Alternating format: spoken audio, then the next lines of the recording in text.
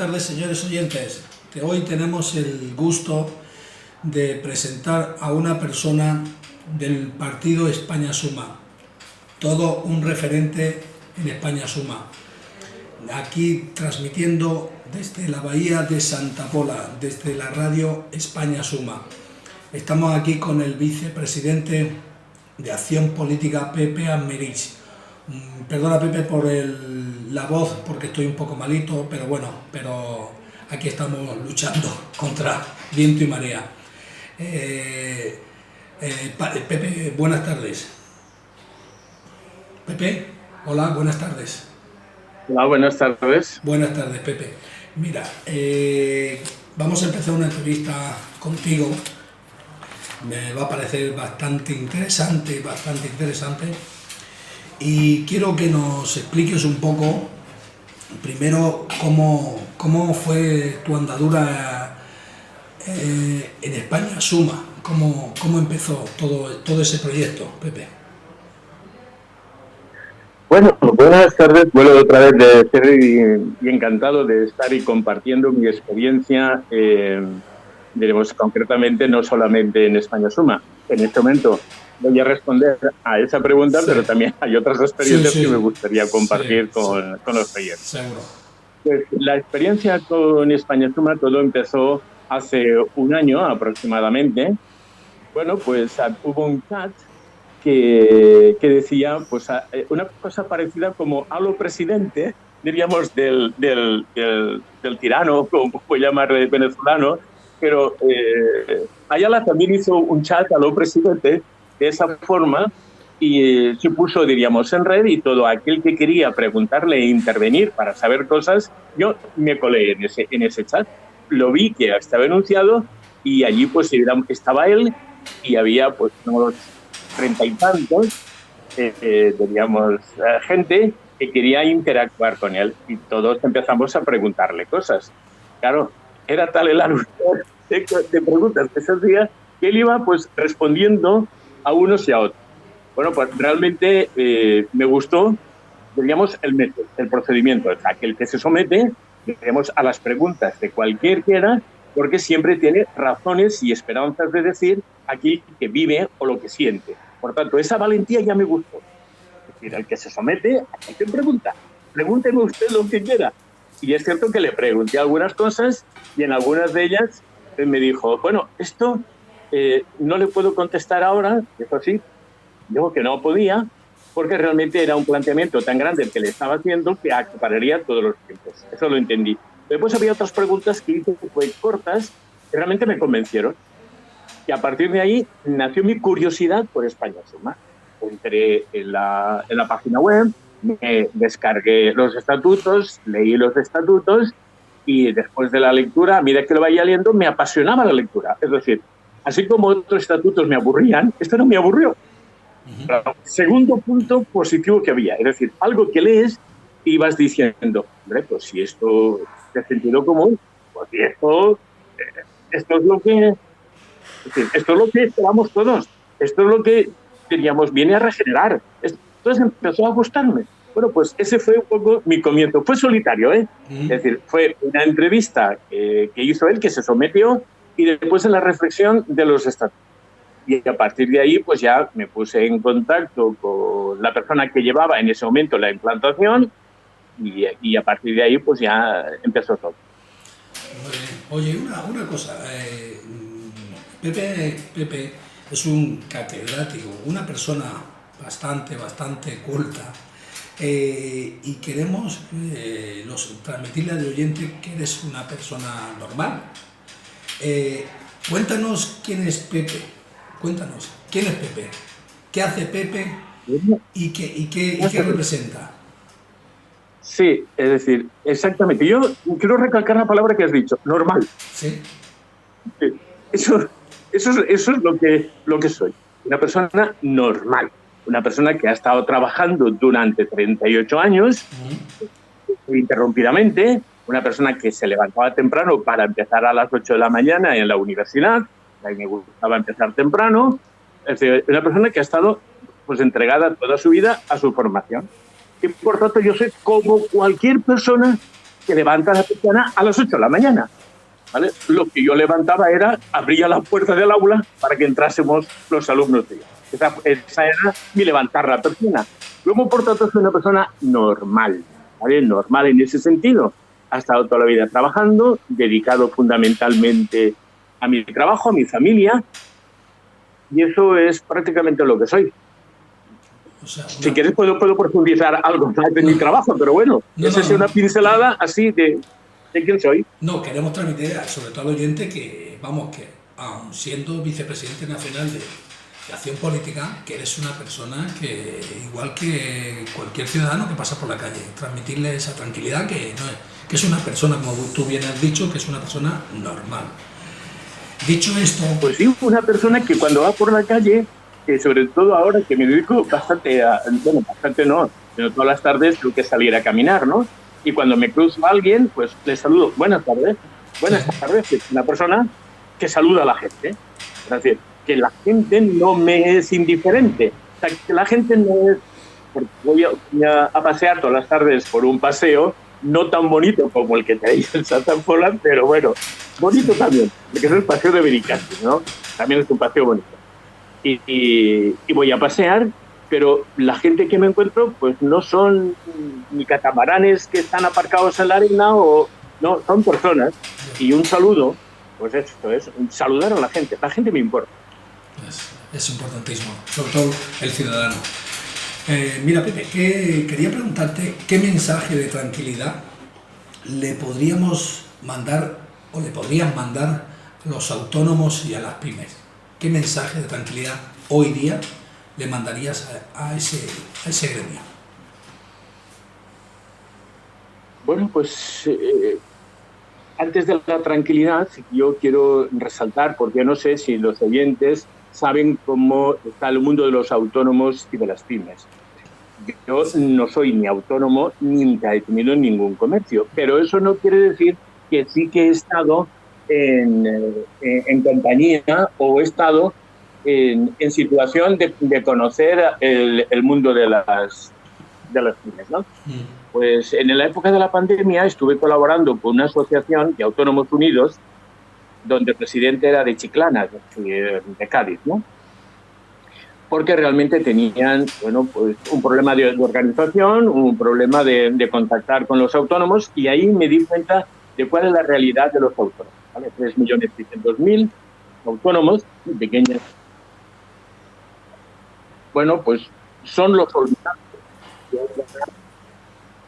diríamos, de la administración. Para mí, el autónomo pues no es más para la administración un sacadinero. Si lo tienen para sacarle los cuartos y poder... Esa es un poco la imagen que tengo de ellos, ¿no? Esa por una parte. La situación de tranquilidad que yo les podría dar es que se unan. Porque si no hay unión, si hay fragmentación, eso realmente va en contra de ellos. La unión no tiene que decir unión bajo una sola sigla, sino la convergencia. Deben de converger, deben de buscar espacios donde poder hacer una acción conjunta y reivindicativa. Ese es el mensaje que yo les di. La segunda situación era aumentar los autónomos. Aumentar los autónomos no significaba en perjuicio de ellos, sino en aumentar en fuerza. ¿Cómo aumentábamos en autónomos? Yo tuve varias conferencias telemáticamente con senadores del PP, de Ciudadanos, del PSOE. Diríamos, reuniones con ellos para analizar la situación de los autónomos.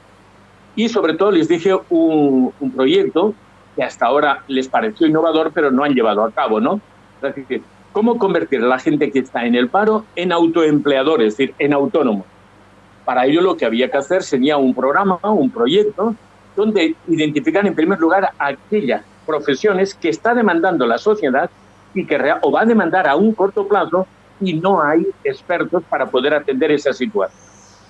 Entonces, a esa formación podían acudir los propios autónomos que ya están, porque han quedado, diríamos, un poco o mucho, ¿no?, obsoleto, diríamos, su forma de trabajar, Hombre, si es de servicios, los servicios no quedan obsoletos, pero si es, diríamos, para el comercio, pues sí que pueden quedar ciertos métodos obsoletos y que deberían de reciclarlos y actualizarlos.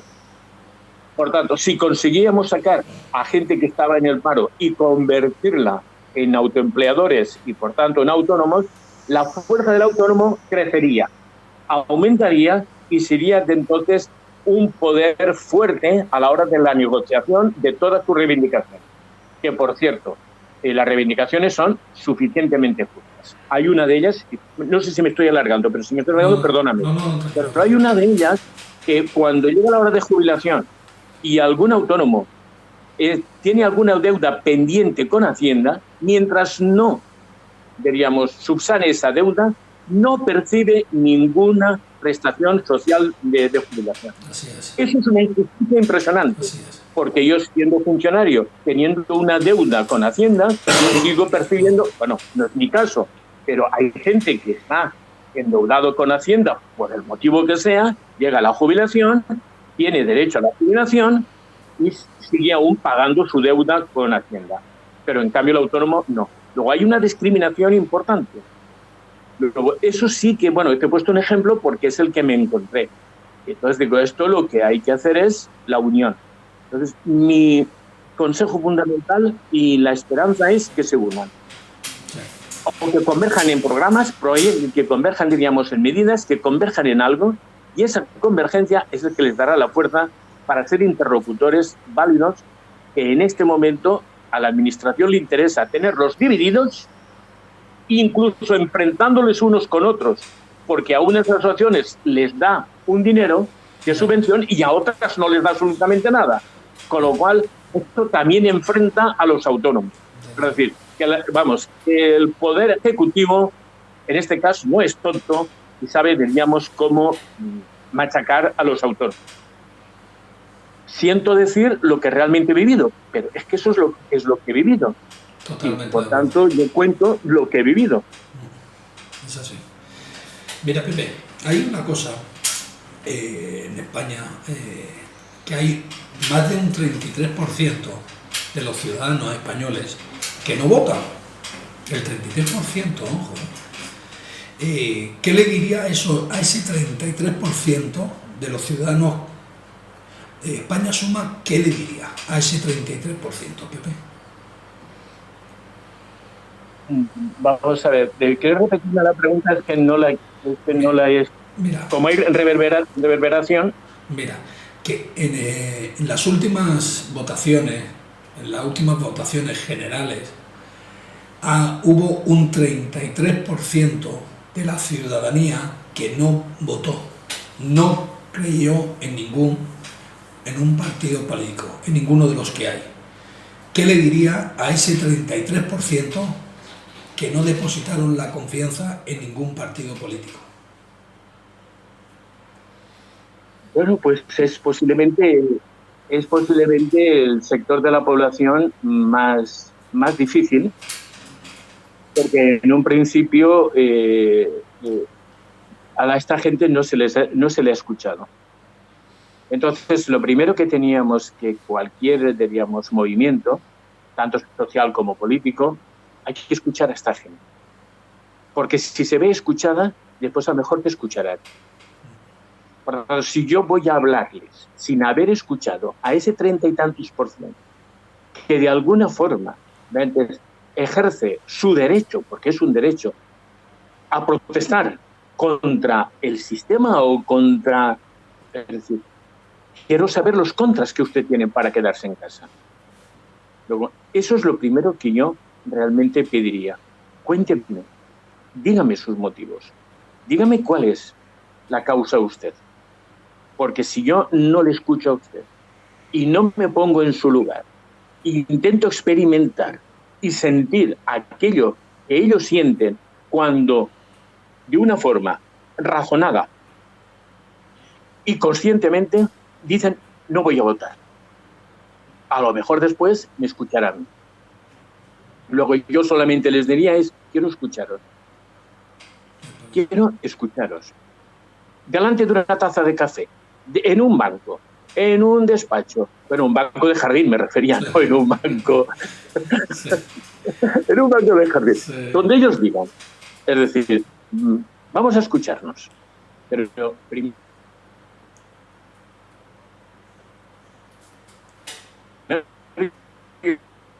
de a la persona sí que se puede después hablarle. Ese sería, diríamos, no sé, el mensaje. Ahora, otra cosa es decir, ¿qué les diría yo? Pues sencillamente les diría, nuestro mensaje es una forma diferente, diríamos, de hacer producción política, una forma diferente de hacer operaciones o intervenciones políticas. Es una forma diferente, ¿vale? Donde la diferencia está en que nosotros miramos a la persona desde abajo y no desde arriba. El mirarla desde abajo, desde su realidad, ¿vale? Desde su interior, desde su familia, desde el territorio en que vive, desde el trabajo que realiza, desde la diversión, del ocio, del deporte, de la danza, pero verlos desde dentro, no desde arriba.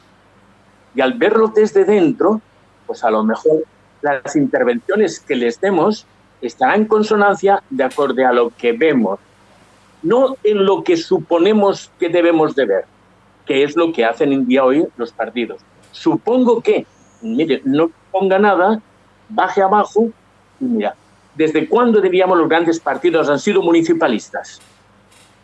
Nunca.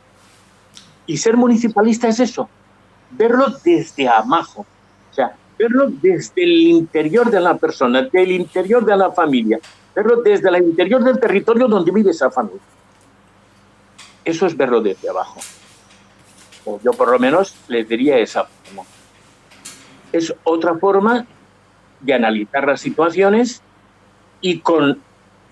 Bueno, hay una frase que no es mía, pero corre mucho. Ayúdame a ayudarte. Ayúdame a ayudarte. Pues esa sería un poco el mensaje o la frase final que yo le diría, ¿no?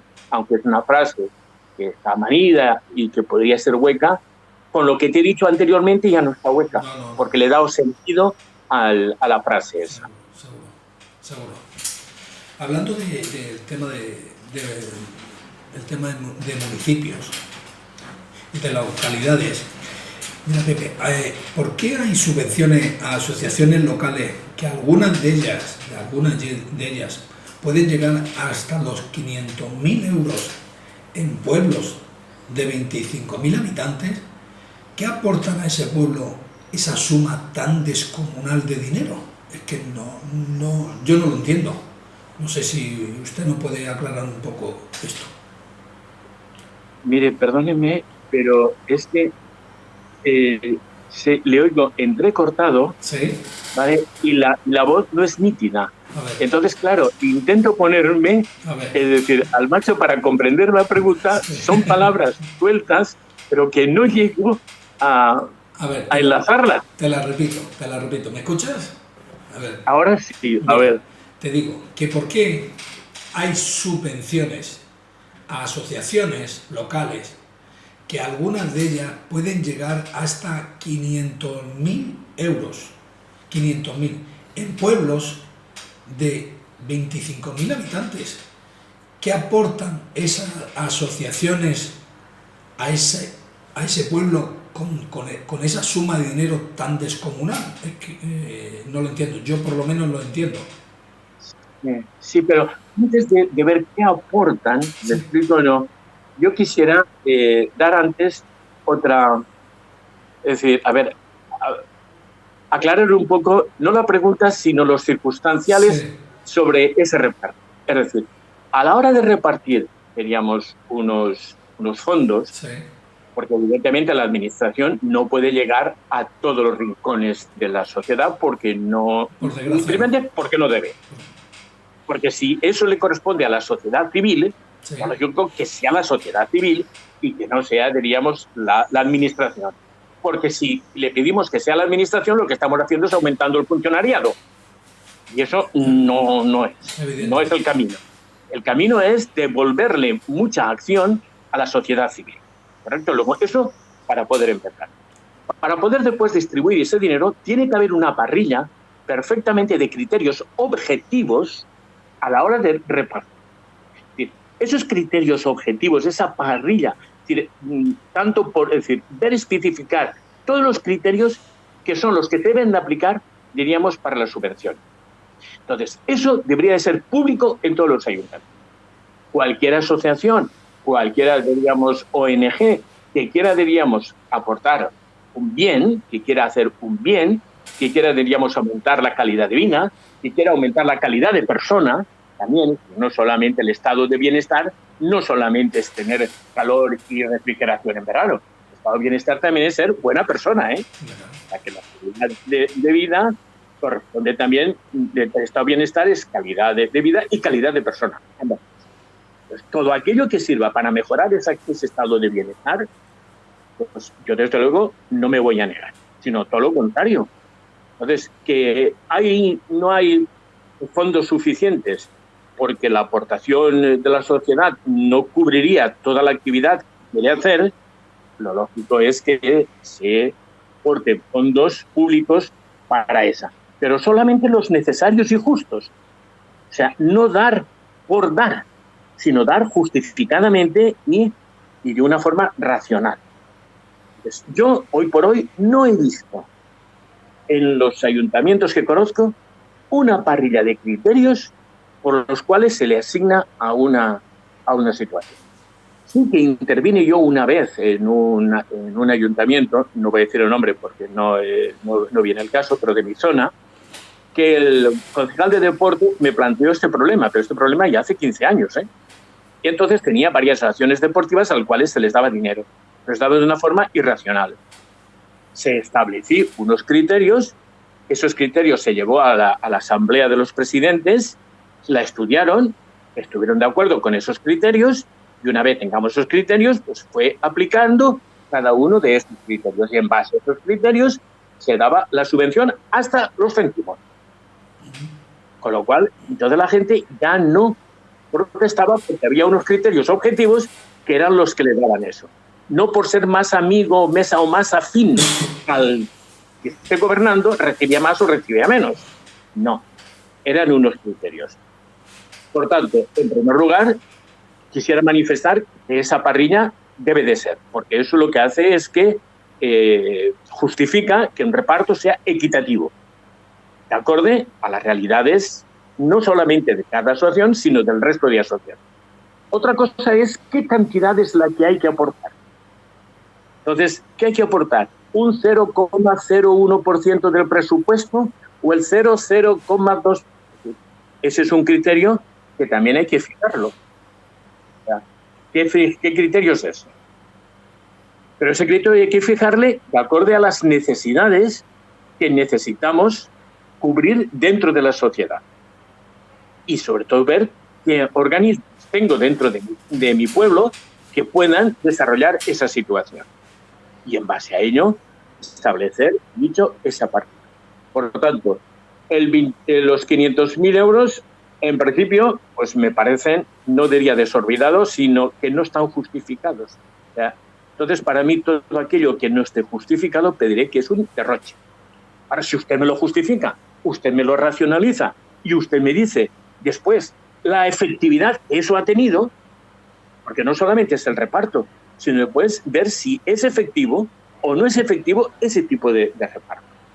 Claro, pero claro. Entonces yo hablaría, pero que en principio, si usted no me lo justifica racionalmente, es decir, bueno, racionalmente en el sentido de que hay unos criterios objetivos para poder repartir, pues diré que eso no me parece justo. Esa cantidad, o otra más pequeña, o otro más grande, mientras no haya un criterio objetivo del reparto. Pero claro, también ahora, como está la política actual, ¿cuál es el objetivo real que yo considero o no considero? Me tengo que creer lo que ustedes me digan. Por ejemplo, es que ¿dónde está el criterio? ¿Dónde está el objetivo real? La pregunta, porque esa pregunta me la han hecho a algunos ciudadanos. ¿Cuál es el objetivo real del político? ¿Cuál es su criterio? Si no hay criterio, ¿cuál es el criterio? ¿Cuál es su objetivo si no hay objetivos? Es que hay muchas contradicciones ahí. ¿No cree? ¿No cree usted eso? Bueno, los objetivos son normalmente se tienen que deducir del programa electoral que se presente cada 4 años. En base a ese programa electoral tienen que hacerse unos objetivos, que esos objetivos se plasman en los presupuestos, diríamos, anuales. Y que los presupuestos anuales tienen que nacer de los objetivos, diríamos, que están marcados dentro del programa electoral. Por tanto, lo que hay que hacer es no solamente exigir o instar a que se cumplan ese programa, sino que además los objetivos deben de ser evaluados al final de cada año. Es decir, antes de presentar los presupuestos del año siguiente, debería haber un balance para poder comprobar la efectividad de ese presupuesto. Yo de verdad eso echo en falta. No quiere decir que algún ayuntamiento lo pueda hacer. Algún ayuntamiento pues presenta balance de gastos, pero lo presenta a los ediles de la oposición y a lo mejor puede que lo cuelguen en la página web o que no lo pongan en la página web. Pero que sí que el ciudadano debería de tomar conciencia de los objetivos y la evaluación de esos objetivos antes de iniciar otro presupuesto. Muy bien. Perdona, Pepe, es que estoy un poco fastidiado. Oye, una cosita. ¿Cómo logras transmitir a todos los que componen tu equipo de España Suma ese espíritu de trabajo? Porque hay gente que no te conoce, pero yo te conozco personalmente y eres una persona trabajadora, pero constante. O sea, para ti el reloj no sirve. O sea, eres una persona que empiezas y te da igual el día, la hora, y además de eso, llegas a transmitir a los que están alrededor tuyo ese espíritu de lucha por lo que realmente crees. ¿Cómo logras transmitir eso a tu equipo de trabajo? A mí personalmente me lo transmite, ¿eh? A mí personalmente. A ver, de verdad que, pues mira, voy a coger una frase bíblica, ¿vale? Ven y sígueme. ¿No? Lo fueron los discípulos de Juan, teníamos a ver a Jesús, y le preguntaron un montón de cosas, ¿no? Y él no les respondió. ¿Qué les dijo? Ven a vivir conmigo, sígueme y después ve a tu maestro y cuéntale lo que has visto, ¿no? Bueno, pues yo quiero aprovechar para responder de la misma forma. Es decir, creo que son palabras muy sensatas, ¿vale? Pero muy sensatas. Es decir, yo no tengo nada que esconder. Pero es que había otra realidad, ¿vale? Es que, bueno, claro, que hablar ahora de Cristo es... Pero bueno, pero quiero tan solamente resaltar, la puerta siempre la tenía abierta. Yo pretendo hacer lo mismo. Tener la puerta siempre abierta. Vale. Eso, pues, me vale, pues, porque la gente en cualquier momento puede llamarme, puede cualquier situación, y eso, pues, demuestra lo que pretendemos en España Suma, estar al servicio de. Ese es un poco, en resumen, un poco el espíritu, ¿no? Estar al servicio de. O como yo lo digo, esto no lo dice Jesús, ¿no? Es decir, de casa se viene comido. Sí. Que yo no vengo aquí a comer, ¿no? Sí. Que yo no vengo aquí a comer, sino que yo vengo comido de casa, ¿vale? Y por tanto, las necesidades básicas, yo no tengo por qué cobrar sueldo del ayuntamiento. Y si en algún momento, digamos, llego al ayuntamiento, a algún ayuntamiento, que no sé aún qué es lo que voy a hacer, pues lo que sí que está claro es que diré, yo no quiero cobrar, primeramente porque tengo mi pensión, estoy jubilado. Eso que estás diciendo, perdona que te corte. Entonces yo ya no necesito, diríamos, ni que nadie cotice por mí a la Seguridad Social, es que no necesito. Eso que estás diciendo... Y por tanto, yo no vengo aquí a cobrar. Eso que estás diciendo me parece bastante importante, porque siempre sabes que hay críticas Y eso que acabo de decir me parece muy lícito, cada uno decir lo que quiera o lo que crea. Pero es que hay gente siempre que cuando uno empieza en un partido político te catalogan de que este viene a llenarse los bolsillos. Entonces, acabas de responder a la pregunta que te iba a haber hecho, que llegases donde llegases a la política, como bien tú dices, no cobrarías. Me lo estás diciendo, me lo estás rectificando ahora mismo. Porque tú, como bien dices, vienes comido ya. Tú ya vienes comido. Bueno, vuelvo otra vez a insistir en lo mismo. Es decir, nosotros, los que estamos ahora en España Suma, todos tenemos nuestro trabajo. Exactamente. Todos tenemos nuestro trabajo. Y vivimos de nuestro trabajo. Luego sí, claro que después queremos ser los representantes y ser las voces de nuestros vecinos. O sea, nosotros lo que queremos ser las voces de nuestros vecinos, ¿no? Queremos cargar sobre nuestros hombros todas aquellas inquietudes que tengan, todas aquellas preocupaciones, todas aquellas necesidades, toda aquella mejora que antes queremos cargarlas. Y queremos llevarlas a las instituciones para dar respuesta que satisfaga, diríamos, y que cubra esas necesidades. Pero eso lo haremos, pues, desde una actitud de servicio, no a cambio de un sueldo. O sea, nosotros, en principio, el ayuntamiento no cotizará a la Seguridad Social por nosotros, porque nosotros estamos trabajando y desde nuestro punto de vista de trabajo es quien cotiza la Seguridad Social. Otra cosa es que si en un momento determinado yo tengo que ir a un pleno o ir a unas comisiones,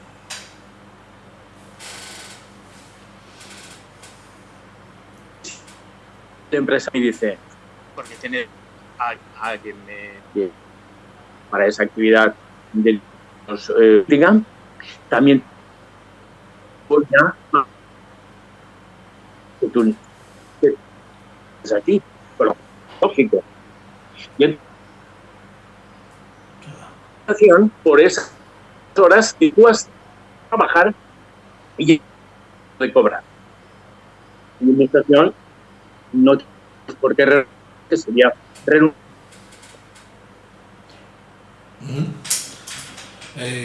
¿Me escuchas bien, no, Pepe? Hay eco, hay reverberación, claro. es decir, y la verdad es que no te oigo, tengo que adivinar, diríamos, la pregunta que me haces, tengo que adivinarla. Bueno, con las palabras sueltas que cojo, tengo que adivinar la pregunta. Mira, te voy a hablar de tu tema, que es la docencia. A ver, ¿cómo ves que una persona estudiando lo mismo o la misma carrera no tenga las mismas oportunidades dependiendo en qué comunidad autónoma se encuentre? ¿Cómo ves tú eso después de estar luchando, de haberse sacrificado, de haber estudiado su carrera durante un periodo de años? Resulta que va a una comunidad autónoma y no puede acceder a ello. ¿Cómo ves? No tiene las mismas oportunidades en una comunidad autónoma que en otras, viviendo en España. ¿Cómo ves tú eso? Yo, vamos a ver, te voy a responder en un ámbito un poco más amplio. Es decir, ¿qué entendemos por igualdad de oportunidades? ¿Y dónde podemos vivir esa igualdad de oportunidades? Esa igualdad de oportunidades fundamentalmente está en la sanidad, en la educación, en la seguridad, tanto personal como vial. Eso sería fundamental, diríamos, en qué sitio está igualdad de oportunidades. Por tanto, si esa igualdad de oportunidades es decir, no lo vivimos en la escuela, no lo podemos vivir en otro sitio. Y eso quedará marcado en los propios, diríamos, personas. Porque verá que en un sitio diferente al otro, por el hecho de estar diferente al otro, la igualdad de oportunidades no se da. Es decir, que la equidad no se da. Y eso es cierto en el sistema autonómico que tenemos, ¿vale? Pero no solamente en ese sistema autonómico, sino también entre la educación pública y la educación, diríamos, concertada o privada. Tampoco la igualdad de oportunidades no se da en los mismos sitios. Es decir, no se da. Claro, si esa igualdad no se da, por ejemplo, en sanidad,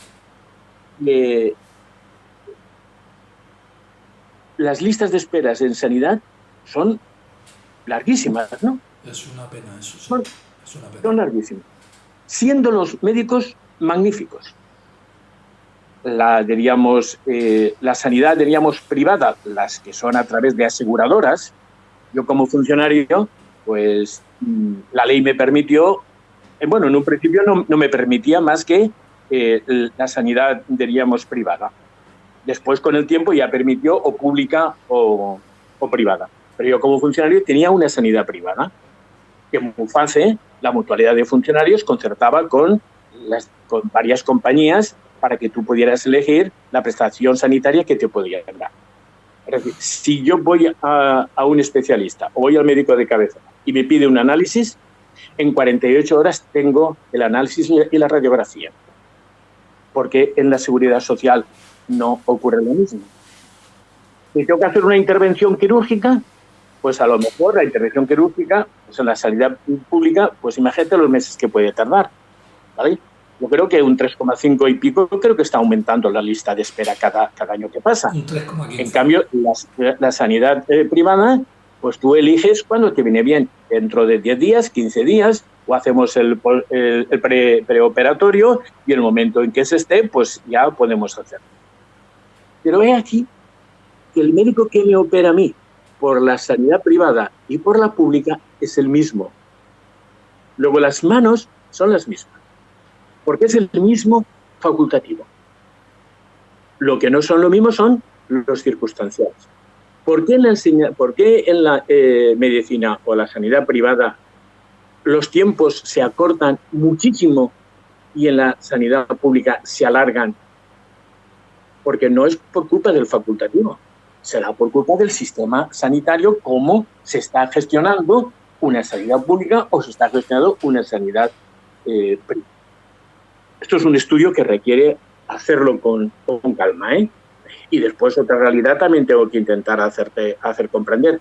¿Cuánta gente tiene la sanidad pública y por 120 euros mejor al mes, tiene toda la familia asegurada por una aseguradora privada, incluso hospitalización? Parte del presupuesto familiar lo destinan, pues en vez de destinarlo a copas, o en vez de destinarlo a lo que sea, lo destinan a sanidad, porque ven de que pueden tener una dificultad y no tienen por qué esperar 7, 8 meses a que le den una intervención quirúrgica. Nos hemos guiado en sanidad, pero el tema era educativo. Bueno, pues idénticamente pasaría igual, ¿no? Con el tema, diría, fundamentalmente de la igualdad de oportunidades, ¿no? Es decir, ahí es donde se tiene que vivir esa igualdad. Si no conseguimos de que esa igualdad la disfrute cualquier alumno, independientemente del aula donde esté ubicada, el principio de igualdad está fallando. Y eso es lo que quiero hacer notar. Es decir, que la diferencia entre las comunidades que hay es porque está fallando el principio de igualdad de oportunidad. Si ese principio de igualdad se pudiera, diríamos, garantizar y se pudiera, diríamos, luchar para que se diera, a lo mejor ya no habría tantas diferencias entre una comunidad y otra. Está claro y perdón ahora que me extienda, está claro que nuestra comunidad autónoma de Valencia pues tiene un déficit de financiación me parece que son de 1.300 millones, pero al mismo tiempo hay un endeudamiento de 1.500 millones, ¿no? Es decir, nos tenemos que endeudar para dar esas situaciones. Entonces, eso hace que la brecha sea muy grande, porque somos la comunidad autónoma la que más brecha tiene. La que más brecha tiene frente a todas las demás. Si es así, si nosotros recibimos en este momento, nosotros recibimos 1.300 millones menos y damos a las arcas públicas 1.500 millones al año, con lo cual mira a ver cómo está. Esa sería un poco la brecha.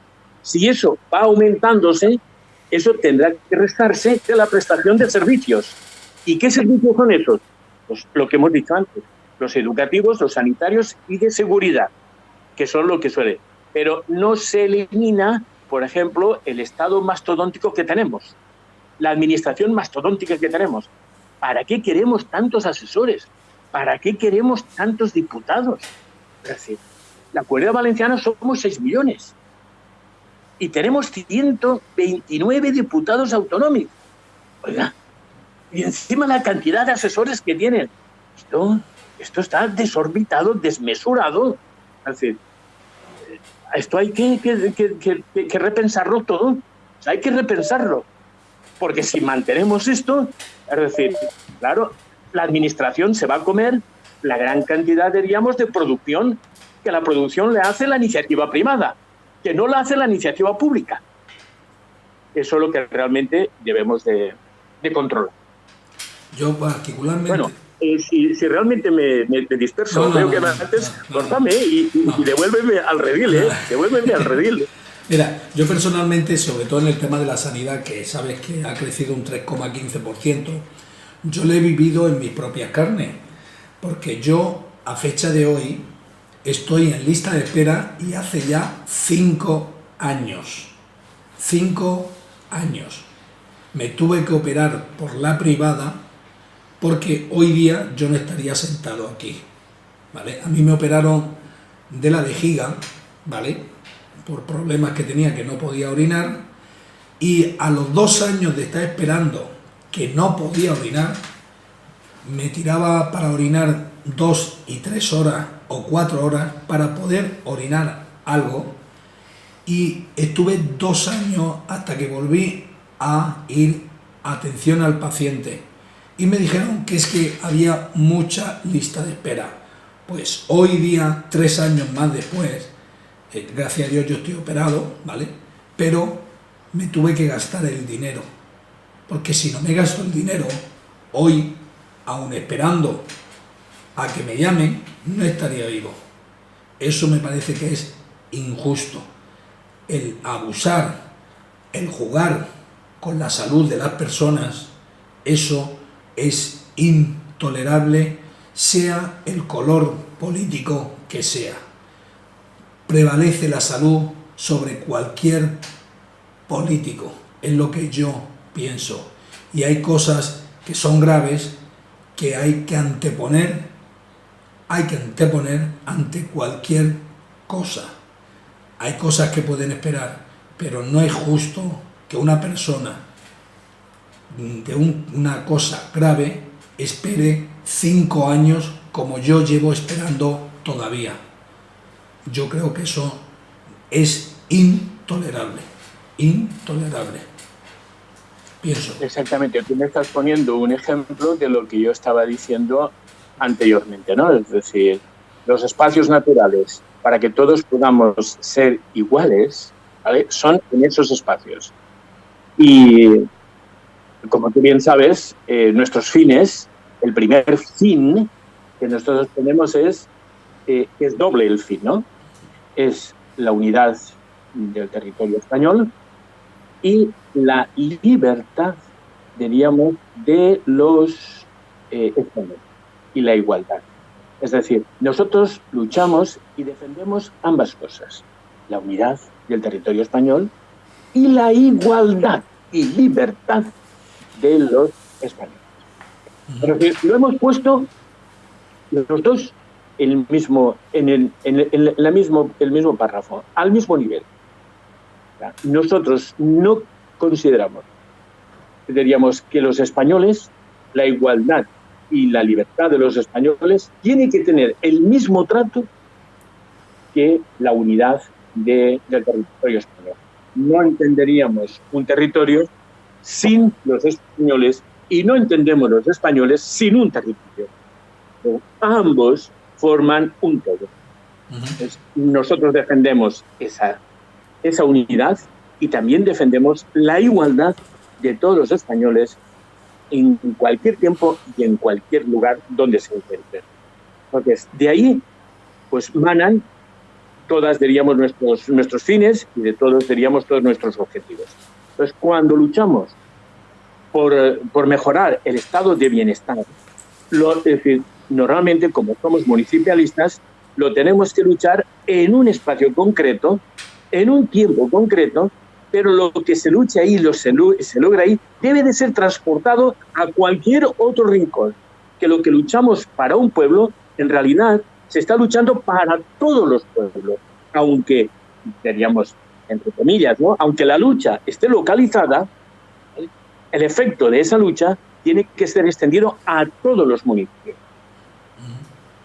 Sí, luego hay una cosa en el tema que ha hablado ahora mismo del tema de los municipios, porque en los municipios, da igual el color político que haya en ese momento, hay un patrón a seguir que es todo el mismo, que es la falta de contenedores, falta de alumbrado, los contenedores, la mayoría no funcionan, están rotos, las señalizaciones, falta de servicios sanitarios, que algunos de ellos no tienen ni ambulancias, o el que la tiene resulta que cuando va a recoger al enfermo ya desgraciadamente no hace falta que vaya por él. ¿Por qué este patrón a seguir en los municipios, en todos, da igual quien gobierne? ¿Cuál es la solución a esto? España Suma, ¿qué solución daría? Pues mira, la solución es, para mí, y para el partido también, España Suma. Es decir, eliminar competencias que tiene en este momento la Generalitat, tiene el Consell, y devolvérselas a los municipios. O sea, todo lo que es asistencia social, quien lo tiene que negociar son los municipios. La sanidad, parte de ese capítulo, como son los médicos, pues eso lo tendría que a lo mejor, no digo que no, que lo tenga que controlar, diríamos, la Generalitat. Pero los recursos humanos que necesitamos para poder llevar a cabo esa función, como son ambulancias, como son ambulatorios, como son mobiliarios, eso lo tiene que gestionar el municipio. No tiene por qué gestionarlo, diríamos, la Generalitat. Luego, lo que nosotros proponemos es eso, es decir, la descentralización, desgranar, quitarle, tras que traspase la Generalitat competencias a los municipios, porque eso indica cercanía, descentralización. O sea, quien mejor conoce la propia realidad de cada municipio son los municipios. Y no tengamos que hay municipios que no tienen ambulancias. Y si tienen ambulancias, pues la tienen por un presupuesto y a lo mejor es un policía local que es el que hace el servicio de chofer. Cuando en realidad no tiene que ser un chofer, tenía que ser una persona conductor, pero con ciertos conocimientos, diríamos, médicos, siempre que sea, diríamos, un transporte, diríamos, de no urgencia. Claro, un transporte de urgencia requiere ya una UCI, unos primeros auxilios, por tanto necesita tener un médico y necesita tener un APS, un ayudante, pero que esos pueden ser perfectamente los de guardia y habría que regular no uno, sino mejor hacer dos para la gente que tenga que salir. Pero mientras esas dependencias no se las demos a gestionar a los ayuntamientos, el ayuntamiento se lava las manos porque dice, esto es competencia de la Generalitat. Y por tanto, yo no tengo ninguna obligación de poner ninguna ambulancia. No, es que lo que hay que hacer es devolverle al ayuntamiento o pasarle, diríamos, todo lo que son, diríamos, lo que son los recursos humanos, no humanos, recursos materiales que los gestione cada ayuntamiento. Y entonces no podrá decir, es que no tengo ambulancia. No, perdone, usted tiene subvención o tiene un traspaso de fondos de sanidad para que usted los aplique en lo que considere más oportuno. Si usted no lo considera oportuno, deberíamos poner una ambulancia, pues entonces ya sabrán los vecinos cuando tengan que votar qué es lo que votarán. porque si es facultad, digamos, del propia corporación el poner o no poner, entonces los vecinos serán los que deben de exigirle o instarle a que realmente ponga el servicio que necesita. Esa sería un poco la respuesta a esa situación, ¿no? Porque hoy en día las corporaciones se lavan las manos diciendo que esto no es competencia. Me imagino que ahí en Santa Pola, como aquí en Benicàssim, donde yo vivo, hay un centro de salud y después tenemos 3 ambulatorios que solamente se abren en verano. Exacto. Porque si en invierno somos unos 20.000 empadronados, pero residentes, hay gente que vive sin estar empadronados del orden de 25 o de 28.000, que no sé por qué tienen empadronamiento en otra ciudad, pero residen en esta. Bueno, son libertades de las personas y ahí no voy a entrar. En situaciones. Por tanto, hay un ambulatorio que da respuesta a esa situación. Pero si llegado el verano, es decir, triplicamos esto y nos vamos ya a 75.000 habitantes, el ambulatorio no da de sí, perdón, el centro de salud. Y entonces hay que abrir 3 ambulatorios. Bueno, pues como no hay médicos en la bolsa de trabajo para poder, teníamos, llevar aquí un médico, no se abre el centro no se abre el ambulatorio y con lo cual colapsa el centro de salud constantemente. ¿Cuál es el problema por el cual no se cubre? Pues porque el médico, diríamos, que está en el centro, es un interino, pues a lo mejor le pagan 1.700 euros o 1.600 euros por venirse aquí a venir. ¿Qué es lo que vale un piso de alquiler al mes en Santa Pola o aquí en Benicàssim de una habitación? ¿Cuál es el alquiler que se paga? Posiblemente en el mes de julio y agosto estemos hablando del orden de 1.000 euros. Sí, por lo menos. O más. Con lo cual, si la Generalitat paga 1.500 euros y él tiene que pagar 1.000 euros de alquiler, por 600 euros va a venir un médico a trabajar. No. Esa es la realidad. No. Lo querrán disfrazar de otra forma. Otra cosa es que el ayuntamiento hay una propuesta. Yo le pago el alquiler de un mes a ese médico que me va a venir. Yo al médico, vamos a ver, no le puedo pagar sueldo ni lo puedo contratar porque no tengo competencias, pero sí que tengo competencias para cederle una vivienda. Pues por tanto yo tengo que prever que si vienen 3 médicos de fuera, tendré que tener durante los 3 meses, ¿vale?, 3 viviendas de un piso, hay una habitación, ¿vale?, para poderlo ofrecer para que ese médico pueda venir. Eso sí que lo puede hacer un ayuntamiento, porque es cederle una vivienda. Y eso no es contratar a nadie, porque no está capacitado para contratar, pero sí para cederle una vivienda. Y hay soluciones que se pueden aplicar y no se aplican. Mira, yo bueno, ya sabes, yo estoy malo, ¿vale?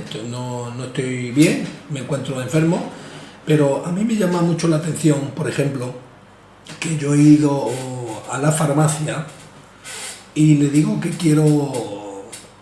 que estoy enfermo de la garganta y quiero antibiótico y me dice que no me lo da sin receta médica, que está bien, pero claro, ahora voy al centro médico y me dice que tengo que pedir cita por teléfono.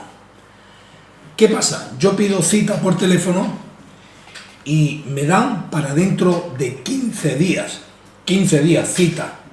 Y digo yo, ¿para qué quiero yo dentro de 15 días el antibiótico? ¿Para qué lo quiero? Si yo enfermo estoy hoy. ¿Y saben lo que me dicen? Vaya usted a urgencias. Y si yo voy a urgencias por la garganta, se ríen de mí.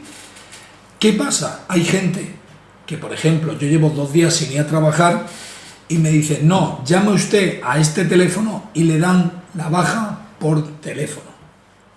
Y si no, me dan cita para dentro de 16 días para que me den la cita y mientras que me quede en mi casa. Eso es una injusticia total y absoluta. Total y absoluta. De igual forma, durante la pandemia se ha impuesto, creo yo, por decreto ley, la asistencia telefónica en muchos organismos, en muchos, porque no es posible que personas mayores que por desgracia no están puestas en el tema de la informática, que tengan que hacer algún registro, algunas comunicaciones, algún recurso, y le digan que tengan que hacerlo por vía electrónica. Pero ¿cómo van a hacer esas personas por vía electrónica si los pobres no saben? ¿Cómo lo van a hacer? ¿Quién ha educado a esa gente? ¿Qué oportunidades tienen esas personas de acceder a eso? ¿Cómo se puede erradicar eso? Le pregunto a Pepe. Vale, sí, dos cuestiones. Una de ellas, la cita previa se implanta por la pandemia.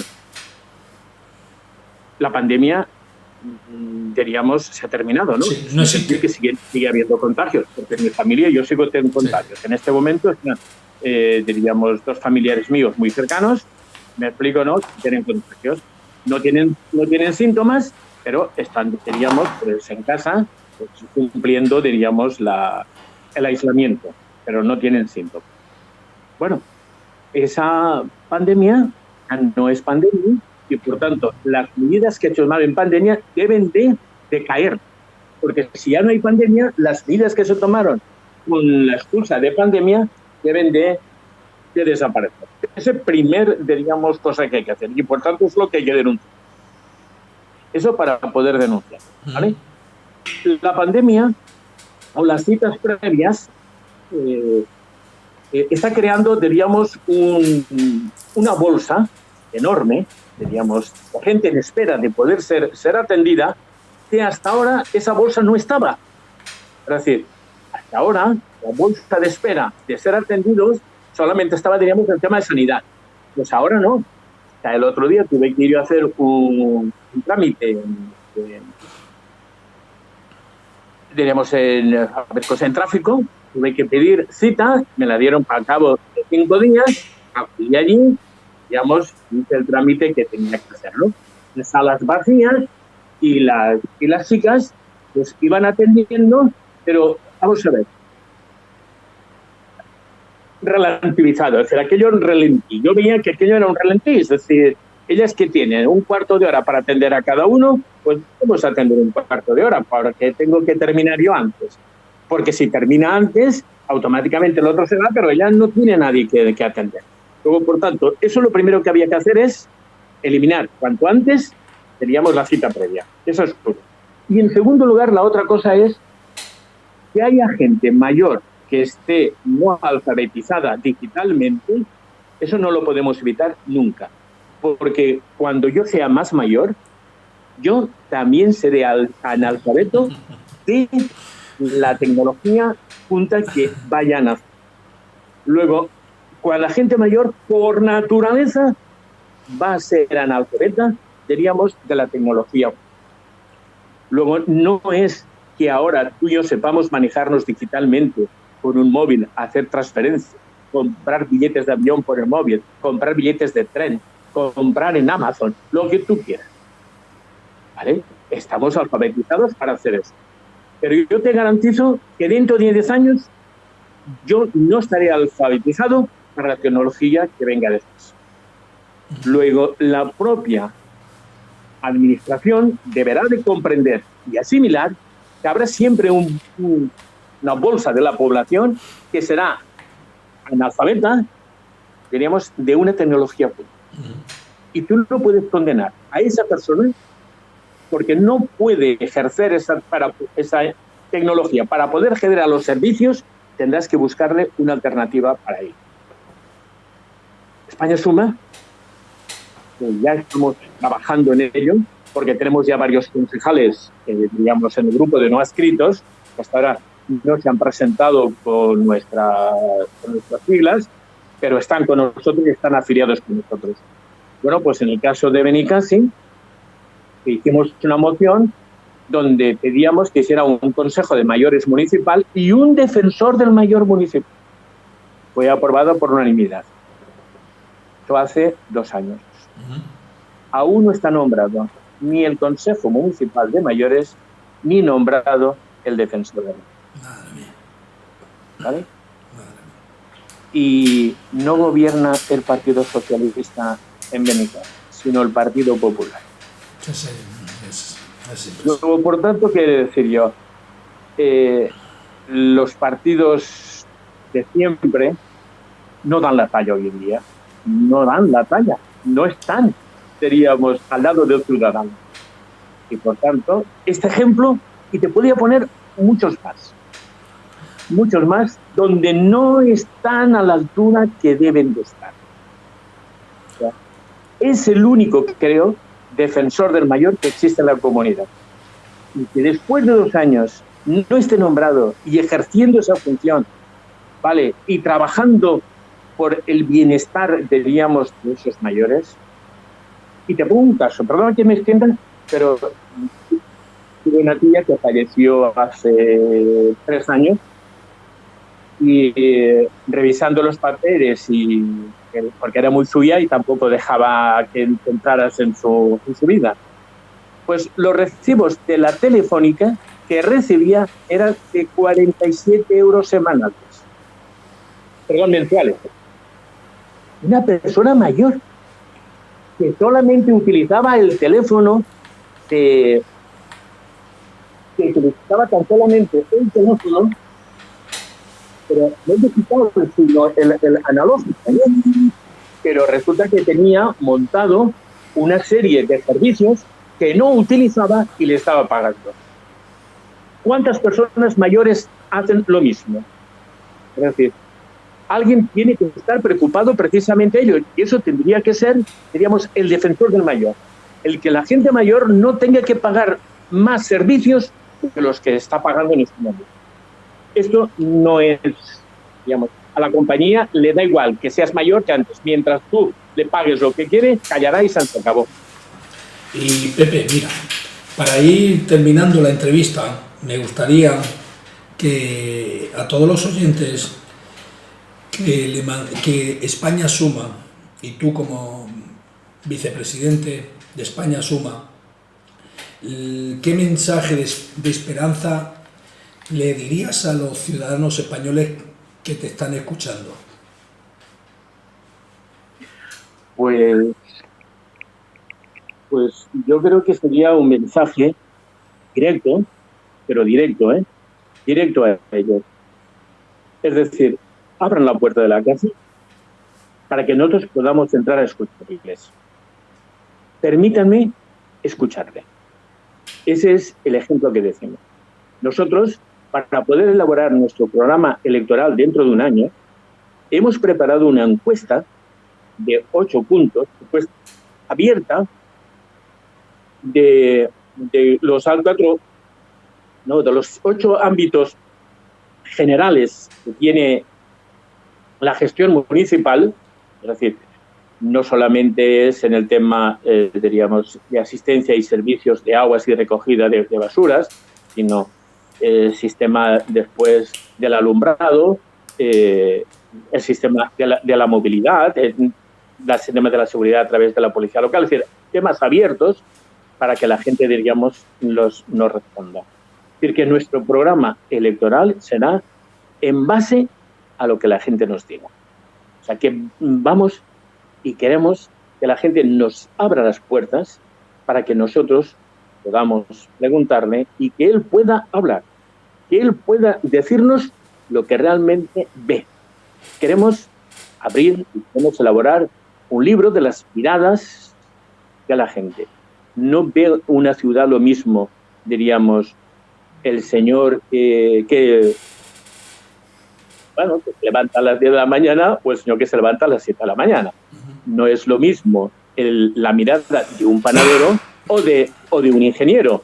No es lo mismo la mirada de un señor que lleva un taxi de un señor, diríamos, que va en bicicleta o un señor que va a pie. Es decir, diferentes miradas. Entonces, nosotros queremos confeccionar un libro blanco de miradas. Y ese libro blanco de miradas será el que nos va a facilitar, diríamos, un programa. Porque nosotros podíamos hacer un programa, pues como pueden hacer cualquier otro partido. Pero nosotros lo que queremos es un programa que nazca de la base, que nazca de las personas. Es decir, queremos que la gente participe. Nosotros creemos en la democracia formal. La democracia participativa que hay en este momento es pobre. que tú le entregas la acta a un señor y ese señor no tiene que dar ninguna explicación de todo lo que hace. Nosotros queremos una democracia formal que es el que esté conectado entre el elector y electores. Es decir, que haya una simbiosis y haya una relación. Eso solamente se puede hacer a través de la participación.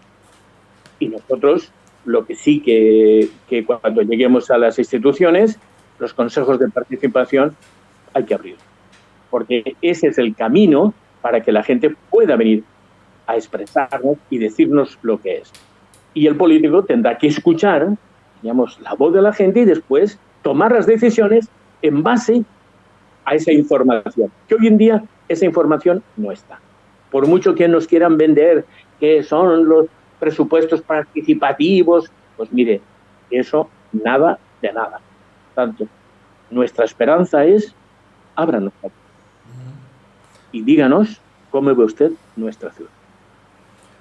Pues Pepe, pues estoy encantado de haber estado esta tarde contigo y que nos haya brindado esta oportunidad, sabiendo que tienes una agenda bastante ocupada, que hayas hecho un hueco para que nuestros oyentes sepan más qué es España Suma, qué propósito tiene, y yo estoy encantado de haberte escuchado.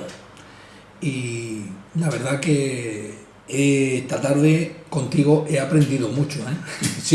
Siempre que hablo contigo aprendo, pero particularmente esta tarde me ha encantado escucharte, y lo que más me ha gustado es que haya llegado este mensaje a los oyentes y que realmente vean cuáles son las fases, diría yo, las fases de España Suma, tanto en un ámbito como en otro, y cuáles son realmente el malestar que tienen los ciudadanos, que al final el patrón es el mismo, tanto en municipios como en provincias, como a nivel nacional, y que desde tu mensaje hayamos tomado nota y sepamos, como tú dices, abramos los oídos y escuchar al ciudadano. Yo sí que me gustaría, vamos, que me invitases otro día, sí, a la tertulia, porque sí que me gustaría dar a conocer cómo nosotros hacemos nuestra producción política, es decir, en qué nos basamos, qué elementos utilizamos y cómo lo intentamos hacer, ¿no? Es decir, eso es lo que sí que me gustaría, ¿no? Y así, diríamos, a grandes rasgos, quiero deciros, de que tenemos 4 contenidos importantísimos, ¿no? Sí. El contenido individual de la persona, y cuando digo persona me refiero a persona y familia, ¿no? Es decir, no solamente la persona no es un ser, aunque es sustancia individual, pero no vive aislado, vive siempre en relación, ¿no? La persona indica relación.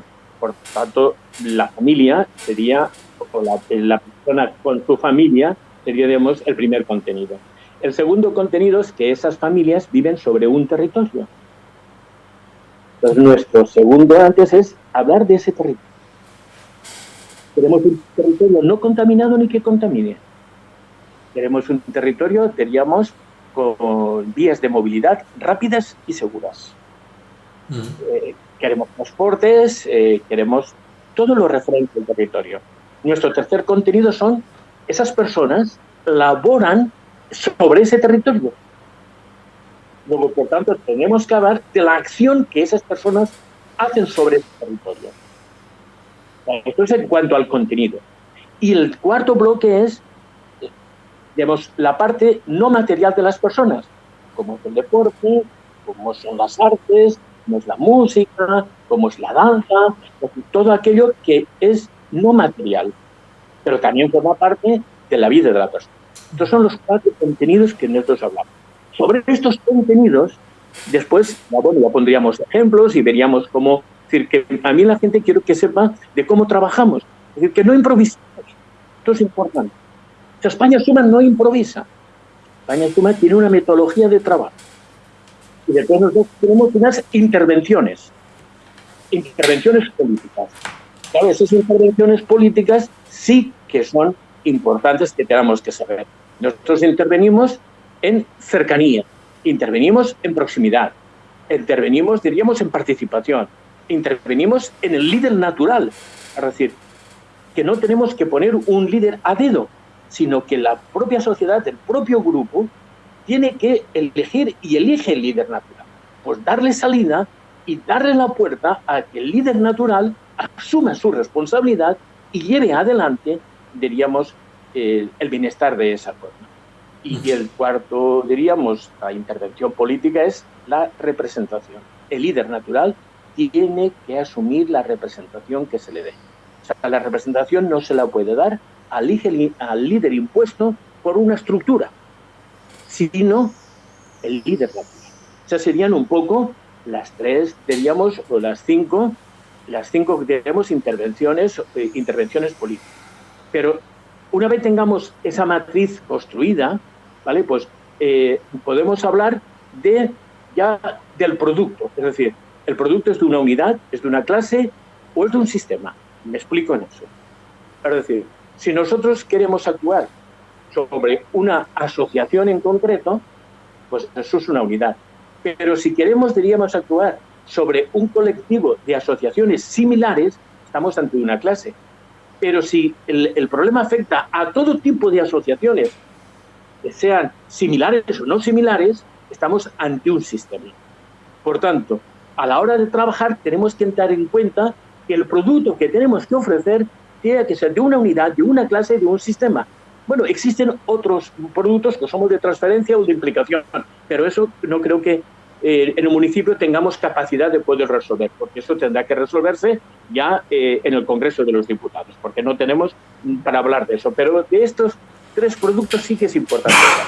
Por tanto, sí que me gustaría un día detallarme para explicar esto, para que la gente vea de que no trabajamos a tontas y a locas, sino que tenemos una metodología de trabajo, tenemos una estrategia y diríamos, que nuestras propuestas son pensadas y repensadas y elaboradas de una forma, diríamos, sistemática, que tenemos un proceso para elaborar de esa forma. No improvisamos. Este sería ya un segundo capítulo que sí que me gustaría hablarlo, y a lo mejor con una tertulia, con 2 o 3 más, para poder interactuar y dar ejemplos de cómo nosotros hacemos esas propuestas. Pues te recojo esa propuesta que sin duda la vamos a realizar, sin duda, puesto que España Suma está para eso, para ayudar al ciudadano y para cuanto más información y le transmitamos de lo que realmente hace España Suma, mejor para todos, tanto ciudadanos como nosotros. Dicho esto, Pepe, estoy encantado de que nos hayas visitado y solamente quiero hacerte un pequeño matiz, en el cual creo que el día 2 de julio estaréis en Sevilla, si mal no recuerdo. Eso es en la Asamblea General del Partido España Suma. Eso es así, ¿no? Sí, es la primera Asamblea General que tiene España Suma. España Suma es un partido que nace en época de pandemia. Es así, nace en el año 20, pero es decir, empieza a tomar cuerpo en el 21, que es cuando yo me incorporo. En el 21, y ya tenemos que poner en marcha pues todo el reglamento y poner en marcha los estatutos. Y este año, el año pasado deberíamos de haber hecho la asamblea, pero por tema de pandemia no era aconsejable hacerlo. Este año, como ya no estamos en época, pero eso no quiere decir que tomemos también nuestras medidas sanitarias allí dentro, porque lo que nosotros vamos a pedir es que la gente lleve su mascarilla y, por tanto, aunque ya no es obligatorio, por prevenir que no se quede. Y, por tanto, vamos a buscar, diríamos, la mayor garantías sanitarias para poder salvar. Por tanto, vamos a hacer el mandato que nos emana de los estatutos, en reunir a los socios y a los afiliados, y todos los cargos que en este momento estamos, ¿me explico o no?, que estamos provisionales e interinos, pues que la Asamblea, diríamos, los reconozca, ¿no?, los acepte de forma natural pero también de un carácter interino. Es decir, no de un carácter permanente, sino de un carácter interino hasta que hayan elecciones, diríamos, democráticas e internas para ocupar los cargos. Es decir, eso se hará a medida que se vayan cumpliendo los puntos de los estatutos. En el momento que el número de afiliados que necesitemos cumpla esa condición, pues se harán todas las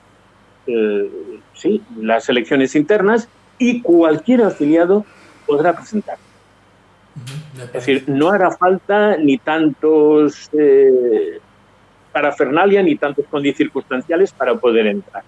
Por tanto, quiero recalcar que estamos interinamente hasta que haya elecciones ya internas y entonces que sean las bases los que elijan libremente, diríamos, a la estructura nacional, a la estructura provincial y a la estructura local. Es decir, aquí nadie va a imponer una candidatura. Las candidaturas tienen que nacer de forma natural, como he dicho antes. El líder natural es el que tiene, que diríamos, que asumir la responsabilidad. Y el líder natural lo reconocen las bases, no lo reconoce la estructura. No somos una estructura piramidal, no somos una estructura dictatorial, somos una estructura democrática. Y democrática entendemos de esa forma, ¿no? Que es de abajo hacia arriba. Pues dicho esto, desde aquí, desde la Radio España Suma, queremos agradecerte que hayas estado esta tarde con nosotros, Pepe, y mandarte un saludo, un abrazo fuerte, y estás invitado a la tertulia, a ver si la podemos realizar prontito con varias personas y que nos plantees lo que acabas de decirnos mediante tertulia, mediante como quieras, coloquial, que la gente sepa más de España Suma y que nos conozca cuáles son nuestros fines y cuáles son nuestras bases políticas.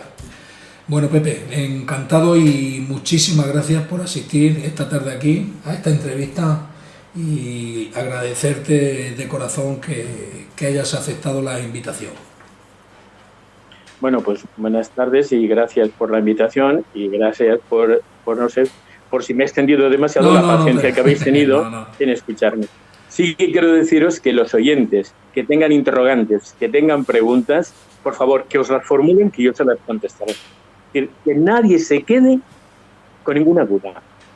Es decir, que tengan, a través de vuestros canales, de la forma que sean, es decir, quiero preguntarle, quiero saber, quiero que me conteste, y yo me comprometo desde aquí a contestar todas y cada una de las preguntas que me puedan hacer. Pues recogemos ese guante, Pepe. Muchas gracias, buenas tardes a todos los oyentes y gracias a Pepe por esta entrevista que nos ha dejado hacerle. Gracias y buenas tardes, señores oyentes. Adiós, buenas tardes a todos. Adiós, buenas tardes. Adiós.